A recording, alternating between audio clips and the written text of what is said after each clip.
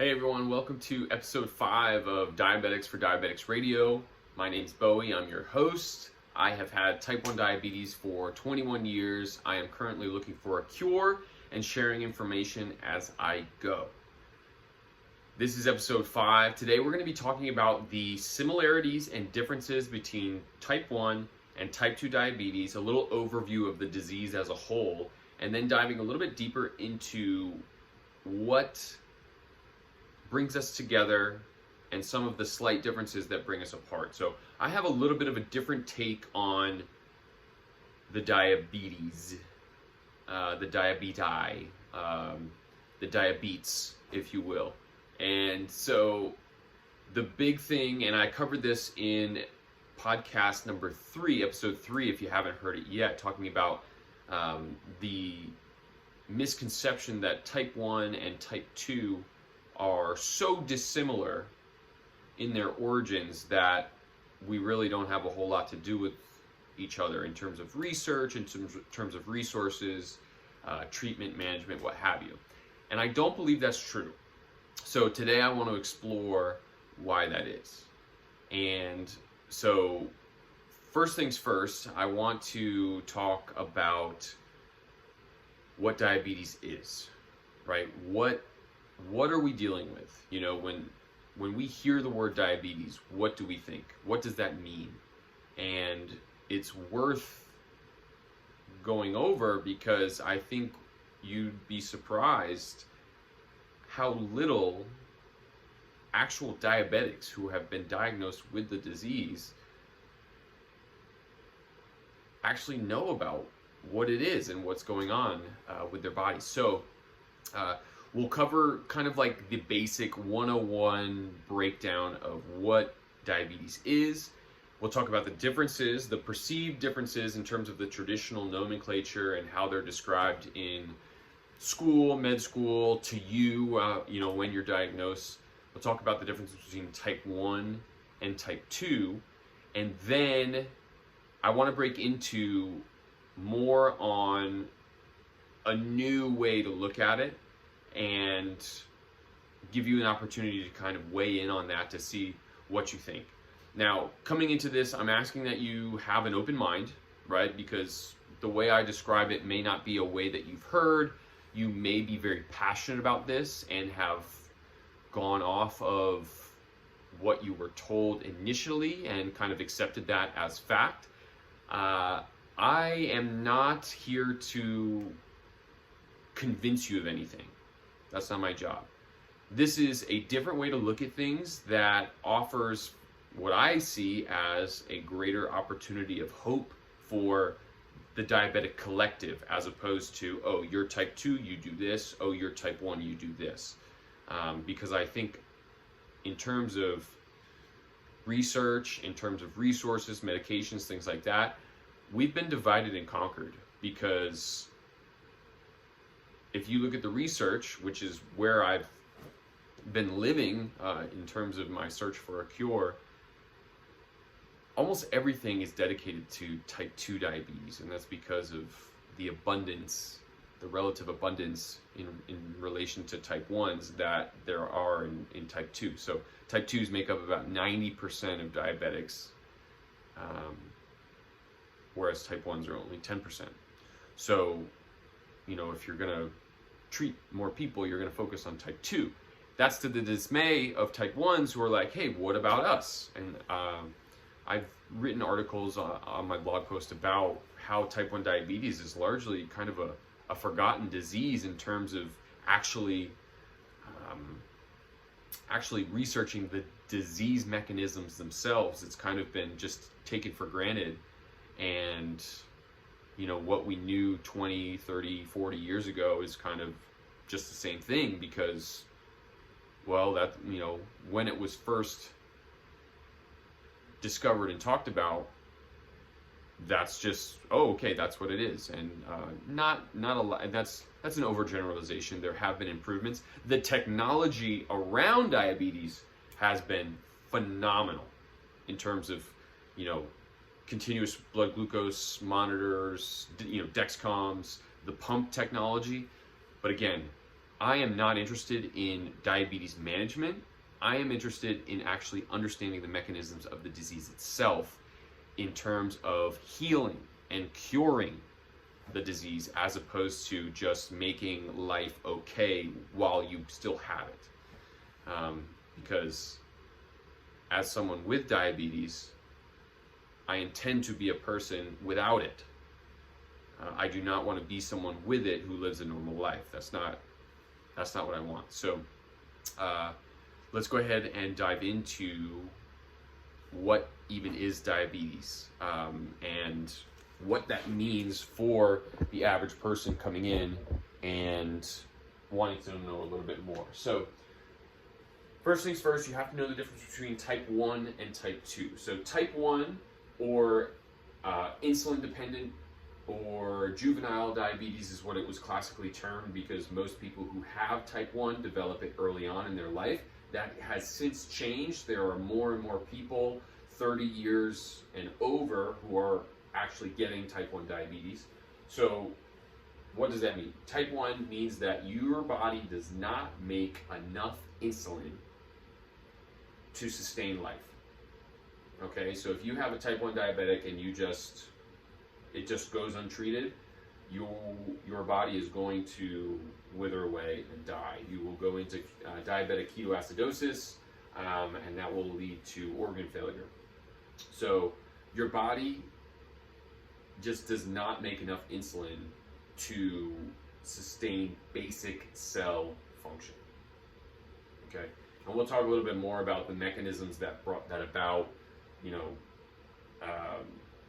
Obviously some people take care of it better than others. I get questions all the time about life expectancy in type 1 diabetes and how many years it shaves off your life. That is not the purpose of this video. It's honestly just the bare bones mechanisms of what it actually is. So your pancreas, which is the organ that creates and makes insulin for the body, has a couple different cell types, which I talk about in an earlier podcast as well. Beta cells, specifically beta cells, make a hormone called insulin. Insulin is responsible for getting digested carbohydrates and the broken down sugar that is circulating into your blood into the cell, where it is used as energy for cell function. Okay, so it's like it is how the energy gets into the cell. And if you are diabetic, you have no means of getting that circulating sugar into the cell for your body to use. So type 1 diabetics basically starve themselves to death. Diabetic ketoacidosis is your body resorting to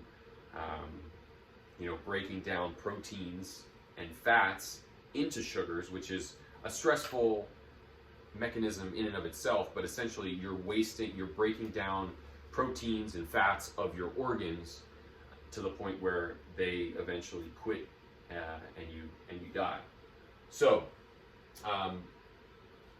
type 1, your beta cells are dying, they're being killed off. So the beta cell mass, which is just like if you were to look at a map of a pancreas, and all of the different cell types, alpha, beta, gamma, delta, all had colors. Let's say beta cells were red. If beta cells took up 80% of the pancreas map, a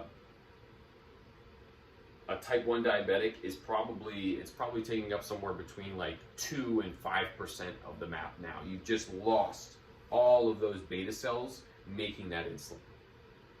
Now, type 2s, a little bit of a different story, and I'm going to start with the traditional explanation of type 2. And this is what most diabetics are familiar with and use to influence their decisions on treating their diabetes. So type 2 is a loss of insulin sensitivity.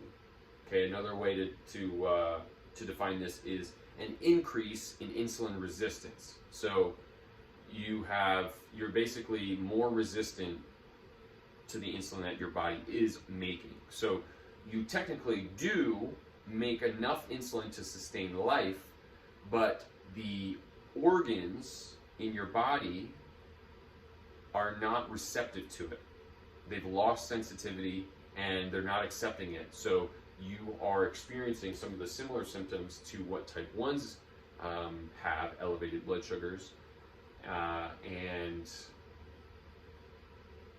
that's because the insulin that you are making is not effective. Okay, so why is that? Why is that, and how is it treated? So why are type 2s resistant to insulin?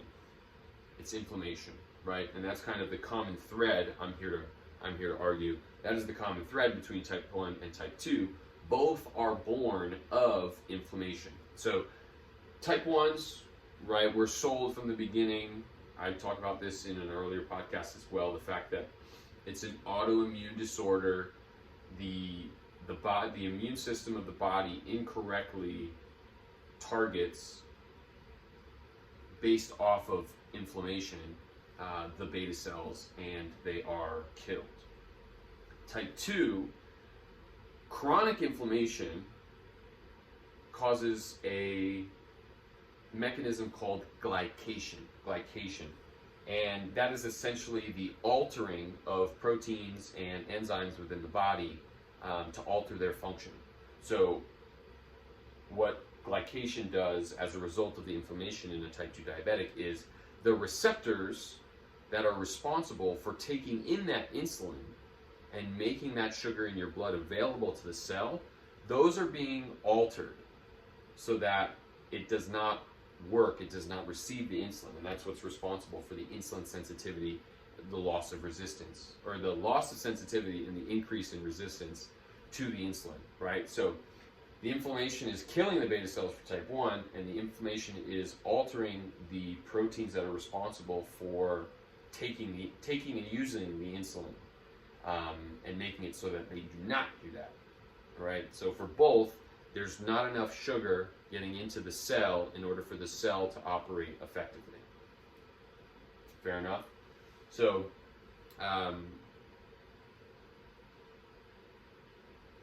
that is basically the 101 version of the essential differences between the diabetes. So type 1, not enough beta cells, right? None or not enough insulin in circulation because you don't have the cells themselves to make it. Type 2, you do, in theory, have the cells to make enough insulin. You've got plenty of circulating insulin in your system, but the cells that are responsible for taking that insulin and using it are not doing it, right? There's something wrong with the proteins or the receptors responsible for binding that insulin and using it that have changed. Both, I'll make the argument, are due to inflammation. All right, so now that we've talked about how the diabetes are different, type 1 versus type 2, let's talk a little bit about how treating them is approached, okay? So for type 1, the beta cells are gone.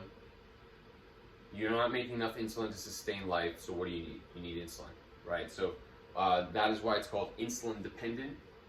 And you take exogenous insulin, you can do that through injections, you can do that through an insulin pump. But beyond that, I mean, you're on insulin, you're monitoring your carbs, your sugar intake so that you can give yourself an appropriate amount of insulin to balance your blood sugar. There really aren't any more changes beyond that that are offered by the health system, right? I remember when I was diagnosed in 2001, my family asked, is there any changes needed to be made to the diet? What can he eat, what can't he eat? And they didn't really say anything. There wasn't like, no, he could just keep eating what he was.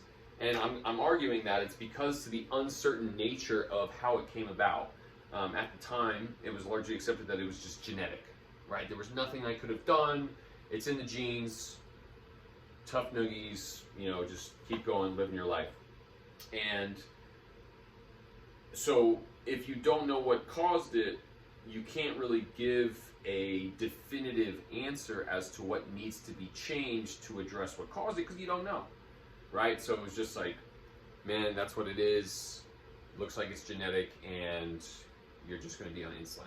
Okay, so in terms of treatment, that's relatively simple, right? Not necessarily easy, as most type 1 diabetics know, but you're on insulin as a type 1 diabetic.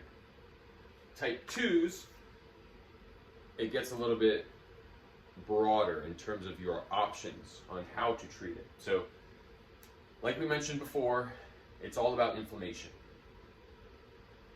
The inflammation that is causing our loss of insulin sensitivity, our increase in insulin resistance, something is happening that is altering the proteins that are accepting that insulin and making use of the sugar in your blood, right? So obviously you want to address that inflammation. Why is that affecting, or what is bringing about the inflammation that is affecting the receptors of the insulin, right? So there's just so many ways that you could do that. Are you going to improve the receptors or boost the insulin receptors so that you have more receptors with a greater chance of them being healthy to take the insulin in? Are you going to decrease inflammation through diet and exercise? That's what I would argue is the most efficient and the most accessible and affordable for most people. There's a lot of ambiguity in the nutrition, dietetics, and pharmaceutical world as to, what is an anti-inflammatory diet. There's a lot of conflicting information in terms of what you're supposed to eat, not eat, and so again, what I would argue is the most important, seems to fall on the back burner because no one can really come up with a solid answer as to what to do. And so we resort to medication, right? So a lot of that medication is focusing, like I said, either on boosting the receptors to the insulin or decreasing the activity of alpha cells in the pancreas. So the pancreas, as I mentioned, has many different kinds of cells. The beta cells are responsible for insulin. Alpha cells are responsible for making glucagon. Glucagon is the protein that interacts with the liver to increase the release of glycogen, which is stored glucose, into the blood. Now, in a healthy human, you've got alpha cells and beta cells in this constant flux of maintaining blood sugar, right? So if your blood sugar gets too low, alpha cells make glucagon to release glycogen into the blood and boost your sugars up. If you get too high, it releases insulin to bring it back down. Now, your body is always in motion. Even if you're not moving, your cells are always using energy. So there is a steady drip from both alpha cells and beta cells that are maintaining your blood sugar levels. Now, when the beta cells go, those alpha cells are still working, right? So part of what is elevating your blood sugar on a constant basis for both type 1 and type 2 is the fact that your alpha cells are still making glucagon, still releasing glycogen from the liver. So part of what makes the medications in diabetes, when you look at the most popular, metformin, Ozempic, Trulicity, all of those are all GLP-1 agonists or glucagon-like protein agonists. So they are desensitizing your body essentially to glucagon. So it's preventing your liver from releasing glycogen, right? So it steadies that kind of baseline release of your blood sugar elevating hormone, glucagon. Okay? So again, you've got a lot of different things to focus on as a type 2. Is it insulin sensitivity, like addressing the actual insulin itself and its receptors? Are you addressing the complementary or supplementary cells and hormones like glucagon to desensitize you to the things that are working against insulin? Are you addressing inflammation directly by taking antioxidants and all of the kind of things that soothe bodily inflammation to prevent the further deterioration of your insulin binding sites? Just a lot to address, and it essentially uncovers the uncertain nature of type 2 in general, right? Because it begs the question, and I'll talk about why type 1s need to pay attention to this, but it begs the question, now, is type 2 diabetes just insulin sensitivity and just insulin resistance? Could it be that the beta cells of type 2 diabetics are also losing mass, right? Because that's something that no one seems to talk about a whole lot, is that beta cell mass question, right? We know that type 1s have lost their beta cell mass, right? They just simply do not make enough insulin. Type 2s, because there is a normal level of circulating insulin, it is assumed that the beta cells are intact and there's no change. It's just that there's something going on with the receptors, right? There's something downstream of the beta cells themselves. What I'm posing is that type 2 diabetics are in fact losing beta cells, and it's affecting the release of insulin from the unaffected or the left beta cells that are still there that have not been killed off. And I'll get to an illustration on that in just a little bit. But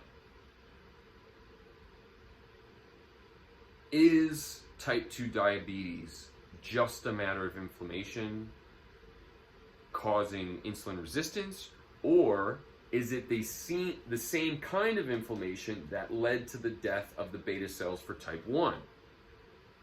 Could the loss of insulin sensitivity be a checkpoint on the way to the complete loss of beta cell mass that type 1s exhibit? So this opens up a new door of exploration, because if that is the case, and you kind of look at this as a spectrum of diabetes, right, where on one hand you have complete health, on the other you have type 1 diabetes where you've lost everything and you have no insulin. Type 2 is kind of this progressive loss of beta cells, and if that inflammation continues, that you'll get to a point where you have no beta cells and not enough insulin. Now, again, you look at a type 1 and you type 2, and I can already tell you've got a picture in your head. Like, it's very difficult to be overweight and a type 1 diabetic. Not impossible, but type 1 is itself a disease of wasting away, right? Everyone who is type 1 remembers being very skinny and losing weight and drinking a lot, peeing a lot, always thirsty, always kind of like tired and, like I said, wasting away. Whereas type 2s, if you like stereotype a type 2 diabetic, they're obese. They overeat, they underexercise, they eat, their diet is trash, and they don't move at all, right? So those are two very different animals. So it's very difficult for people to see one as a checkpoint on the way to the other. And we'll go into why that is, or why I see it that way. So now, before we expand into the diagram on how I visualize the spectrum of diabetes from normal to type 2 to type 1, I want to make sure that we're very clear about the markers that signify that someone is a type 2 diabetic. Now, like I mentioned, born of inflammation, right? So all of those inflammatory markers of diabetes, those reactive oxygen species, it's usually diabetes comes with a plethora of other inflammatory conditions, IBS, neuropathy, nephropathy, those types of things. Now, fat cell mass, right? So like we mentioned, when you have that stereotype of a type 2 diabetic, they're usually overweight or obese, and there's a huge correlation between the amount of fat that you have stored in your body and your degree of insulin resistance. And another thing a lot of people don't know about this is that type 2 diabetics actually have a higher amount of circulating insulin levels. Now, when you think about it, it does make sense, because with the increase in resistance and the loss of sensitivity to insulin, your body's normal level of insulin to control blood sugar is not enough. So what does it do? It needs to ramp everything up. So it boosts that amount of insulin circulating to kind of help, if one dose of insulin doesn't work, the beta cells are like, okay, let's double the dose, right? So you've got a lot of circulating insulin in your blood if you are a type 2 diabetic. And counterintuitively, blood sugars are actually going up, right? That's why, that's how people found out that you were diabetic, or the doctor found out you were diabetic in the first place. Your A1C is up, and your blood sugar is not being controlled, okay? Now, let's talk about what insulin, the hormone, actually does. Now, we all know that it is, essentially responsible for blood sugar control. That's what it does. It's making sure that the sugar in your blood is making it into the cell so that the cells can do what they need to do. So I want you to think of it as a storage molecule. Okay? So it stores things. If it's sugar, it's storing that sugar into the cell so that it can be used. Now, what a lot of people don't know about it is that insulin also promotes fat storage. Now, again, this kind of makes sense as well, right? Let's say we're taking in too much sugar. So we have more sugar being digested and released into the blood than our cells have any use for, right? Our cells are satiated, but there's still too much sugar circulating in the blood. What insulin does is it promotes the storage of that excess sugar as fat, right? And you're like, okay, type 2 diabetic, you eat too much, right? You're eating too much sugar, so you've got that insulin storing fat, and that's why type 2 diabetics are seen as overweight. But is type 2 diabetes just a matter of overeating, right? Is it just the fact that you eat too much, you have too much sugar, that insulin is storing excess fat? That doesn't make sense, because the insulin that you have, if insulin were doing its job from the get-go, it needs to feed the cells, right? It needs to get glucose into the cell. That's its first priority, right? It has now skipped over its most important duty and has just relied on storing fat, right? And that is not at all something that sustains life, right? We can see the health complications that arise from obesity. So what about those inflammatory markers are affecting the sugar getting into the cell, so that whatever insulin is there isn't doing its first job, but it's like, hey, we've got a lot of insulin here and a lot of sugar here, let's store it as fat. Okay? Why might that be? So what I'm arguing is that type 1 and type 2, in terms of their inflammatory nature, right? Inflammation is affecting beta cell mass and the amount of beta cells able to make insulin, right? And we mentioned with type 2 diabetics that we don't know. I'm going to see if I can find my old notes here. With type 2 diabetics, we don't really pay attention to beta cell mass because we just assume that it is inflammation causing insulin resistance. But if you think about it, if a type 2 diabetic is losing beta cells, wouldn't that also lead to an increase in circulating insulin levels, right? I mentioned the fact that because the blood sugar is chronically elevated, the beta cells are like, oh God, we have to double our output to get that glucose down to a normal level. But what if it started with a loss of beta cell mass? So instead of the insulin sensitivity going first, what if you started making less insulin to begin with? Right? So then you have the fact that your body sees that it is losing beta cells, and the existing beta cells are now fighting to make up for what's being killed off by the inflammation.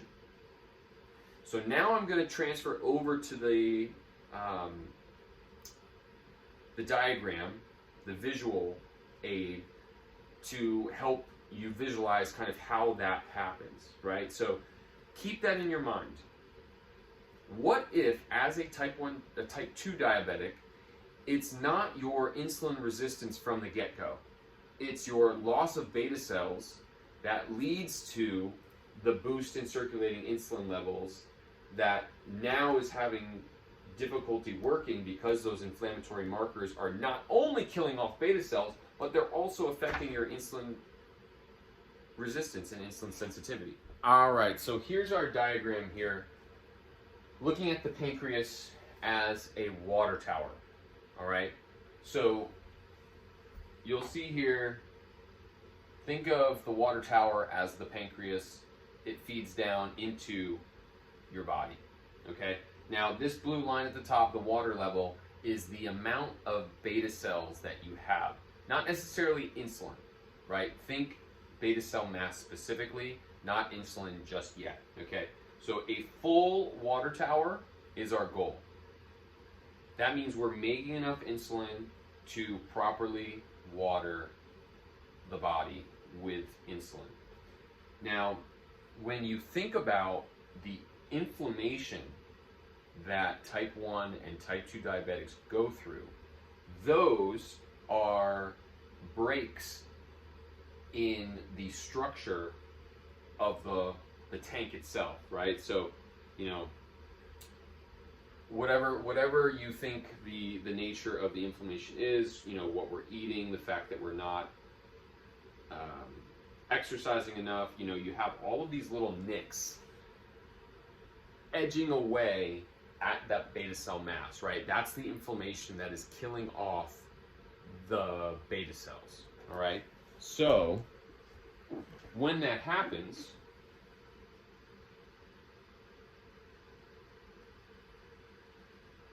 as those beta cells go away, now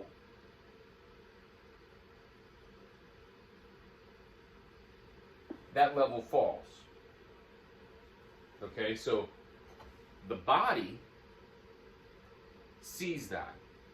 The pancreas feels that, right? There's not, there's not as much volume here, pressurizing that that water feed into the body. So, what are some of the symptoms we're experiencing here once that beta cell mass level starts to fall? Circulating insulin levels are going to increase, right? Because which makes more insulin? A full tank of beta cells or a half tank? A full tank. So now that we're at a half tank, all these beta cells here are saying, oh shit, we have to do the work of a full tank now, because the body's like, hey, you know, where's all the beta cell mass? You know, our blood sugar our blood sugar levels are increasing, we need you to increase your insulin output. So these existing beta cells boost their production. You've got more circulating insulin levels. Now, those inflammatory markers keep coming.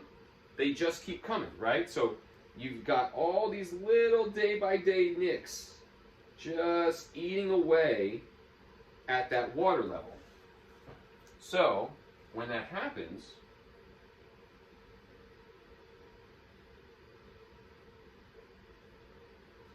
now, that level just keeps getting lower and lower and lower, right? So these beta cells are worried, they're fatigued.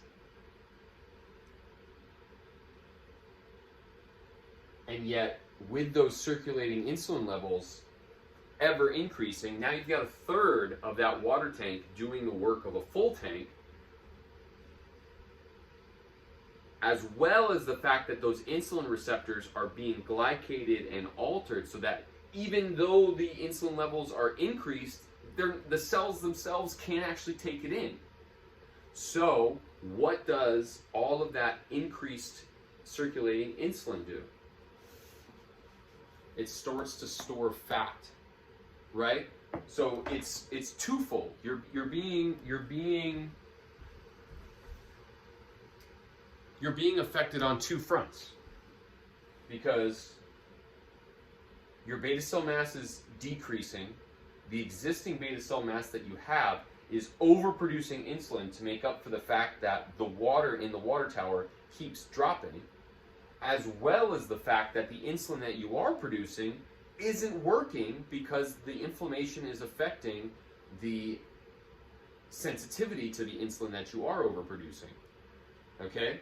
And it's just this big old negative feedback loop, or positive feedback loop rather, where the more insulin you produce, because it's not being accepted by the cell, the more fat is being stored. The more fat that's being stored, the more you become desensitized. The more desensitized you become, the more insulin you produce. The more insulin produced, the more fat you create. And it's just this vicious cycle. Now, I mentioned that this is all happening on a scale, right? Now, if you let a type 2 diabetic, by my logic, if you let a type 2 diabetic be a type 2 diabetic long enough to the point where they reach a critical threshold, which is this dotted line, this black dotted line that I have here at the bottom, that dotted line, and I hope you can see it well. So towards the bottom of the tank, right, let's just call it 1/8 of a tank, there is a critical threshold where there's just not enough water to feed the body anymore, right? That's type 1 diabetes. Type 1 diabetes is where you just simply do not have enough water in the tower to feed the body, right?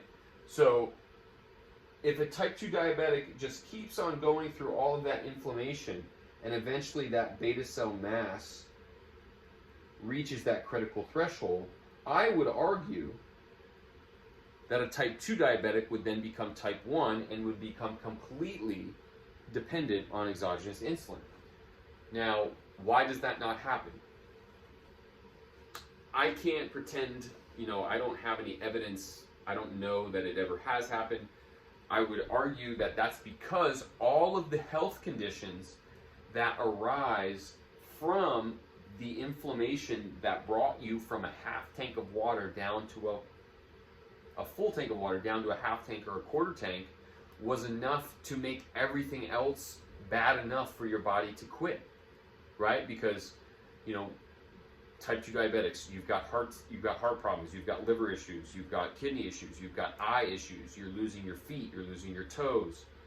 Obesity itself makes everything, makes your health just impossible, right? So it's not the fact that type 2 can't develop to type 1, it's that your body dies before that transition ever makes it there. So then let's flip it on its head. Why are type 1 diabetics not type 2 before they get to type 1?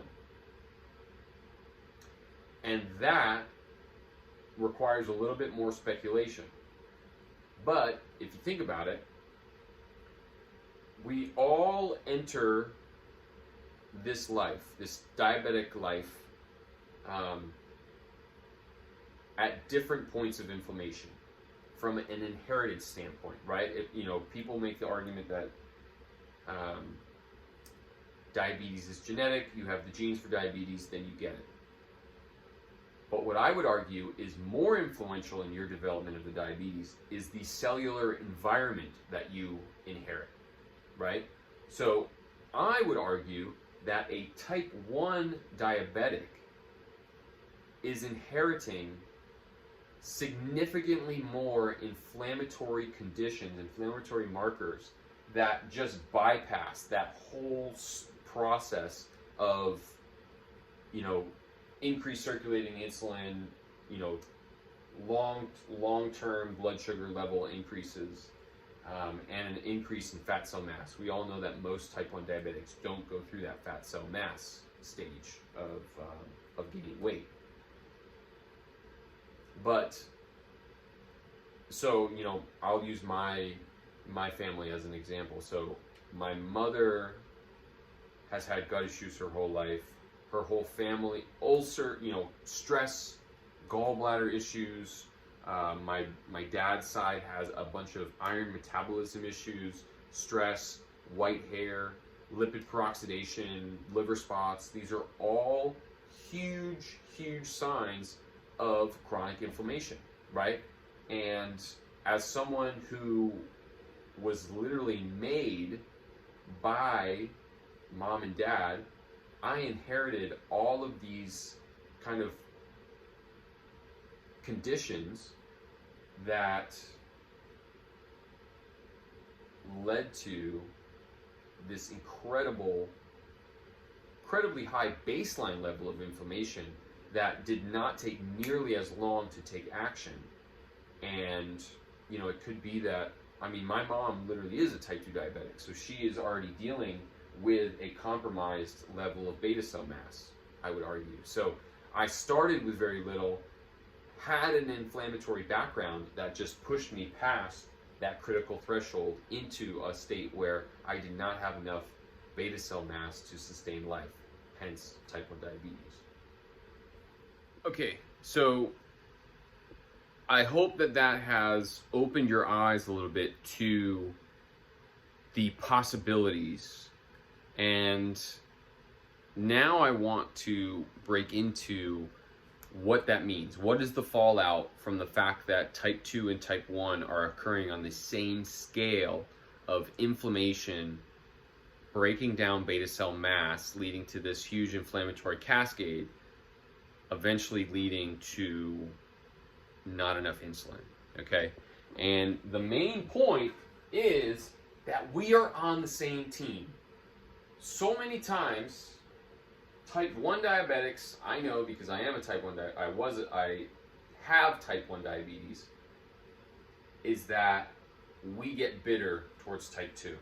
Because type 2, technically, is reversible, right? You are not so far under the inflammatory curve that if you address some of the inflammation, mainly via diet and exercise for those that are pre-diabetic or type 2 diabetic and have reversed their symptoms, you have done enough to halt the inflammation so that the beta cell mass that you have is enough, and you live your life like a normal human. You're not taking any extra medication. You're honestly just living a life that is addressing inflammation and preventing more beta cell loss.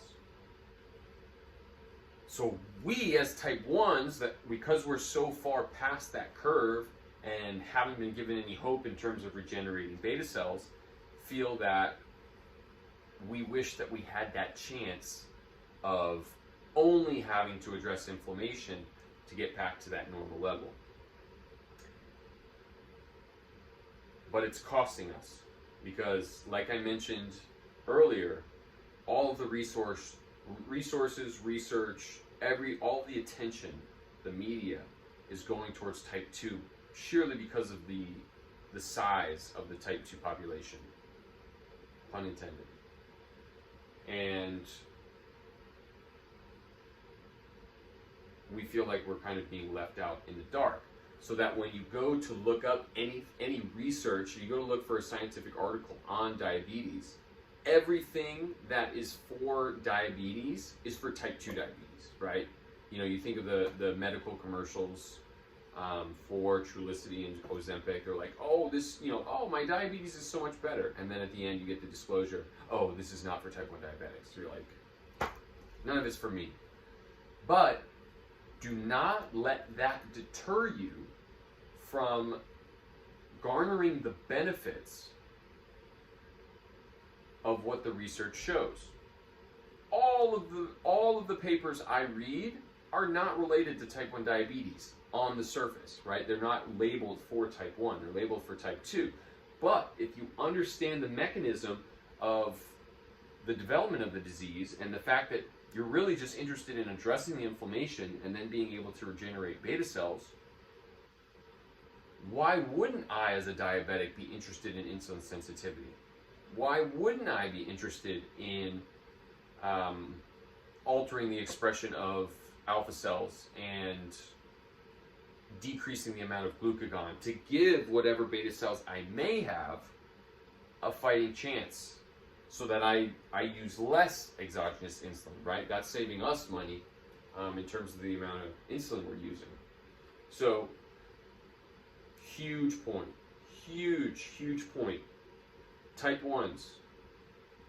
Just because you're type 1 and just because all of the literature is labeled for type 2 does not mean that it can't help you. Okay? Because at the end of the day, if what I just covered has any truth in it, we are all interested in the exact same thing. Identify and address the inflammation. What caused our loss of beta cell mass? Again, that's forgetting the genetic argument for type 1 diabetes and the fact that the cellular environment, which was conducive to inflammation, is what influenced the expression of those genes, was the reason, as opposed to the presence of the genes themselves. So identify and address the inflammation, however you want to do it. Diet and exercise, vitamins, minerals, herbal remedies, all of these things to help boost insulin production, preserve beta cells, fight oxidation, right? We're guarding against the reactive oxygen species. The real game changer is going to be finding what is the main cause. Again, I would argue that there are several, but the fact is, type 1 and type 2, this is really all we want to cover. And then once we address that inflammation, once we address the thing that keeps cracking holes in the tank of our water tower, we need to make the water tower whole before we're worried about dumping more water in, right? Because, again, we could find the cure in terms of regenerating beta cells, but if we don't address the inflammation that is causing the water tower to drain away, it won't matter, right? It's one step forward, two steps back. So address the inflammation and then find a way to regenerate beta cells, right? Fix the tank that holds the water, then focus on adding water. And that is where I'll leave this, okay? So type 1s, you're still interested in addressing inflammation the same way that a type 2 would. I would argue that type 1 and type 2 need to be as interested, equally interested in their diet, right? The fact that you as a type 1 were told that it's genetic and there's nothing you can do about it, so eat what you want, is completely false. You do not get to eat like an asshole just because the doc said, hey, it's genetic, there's nothing you can do, right? By eating pro-inflammatory foods, you are hurting yourself just as much as a type 2 diabetic. It's just manifesting in a different way.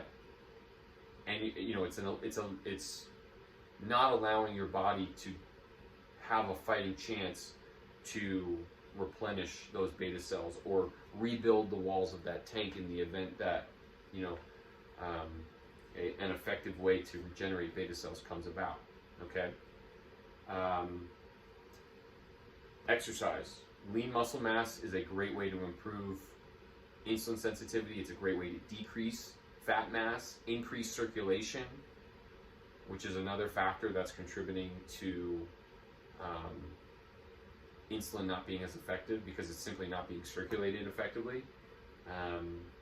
And like I said, all of those extra herbal remedies, supplements, vitamins, things to help restore mineral balance in your body to address those oxidative species. Okay, because when this comes about, the thing that regenerates the beta cells, you want to be ready. You need to be ready. You need to have a foundation that is not just soaked and covered in an inflammation that it won't matter that you regenerate beta cells, right? So focus on decreasing inflammation, restoring balance on a mineral level of your body, so that when you start to regenerate beta cell mass, they're not getting killed off just as quickly as they regenerate. All right? So I'm not going to recap just because that was a whole damn lot, but I am arguing that type 2 is on the same spectrum as type 1. Again, that's hard to visualize because we have such different stereotypes of what a type 1 looks like and what a type 2 looks like. But from a mechanism standpoint, the loss of beta cell mass is what is causing that increase in circulating insulin in type 2 diabetics. That increase in circulating insulin, combined with the effect that inflammation has on the reception and the sensitivity to the insulin that is being circulated, causes more fat mass to be accumulated. That is what is causing the obesity that most type 2 diabetics are experiencing. Type 1s, you are still concerned with inflammation. Inflammation is what is cause for your beta cell loss. And when it comes to the point where we are able to regenerate beta cells, you need to make sure that the water tower that is your beta cell mass is not constantly being broken down by inflammation, so that when it's time to regenerate, you are ready, and you're ready to have things regrow, as opposed to filling a bucket full of holes. All right? Thank you so much for listening. Again, this is episode 5 of Diabetics for Diabetics Radio. Thank you so much for listening. We'll get into next episode a little bit more on mineral balance and things that you can do to help address inflammation. So thank you so much for being here, and enjoy.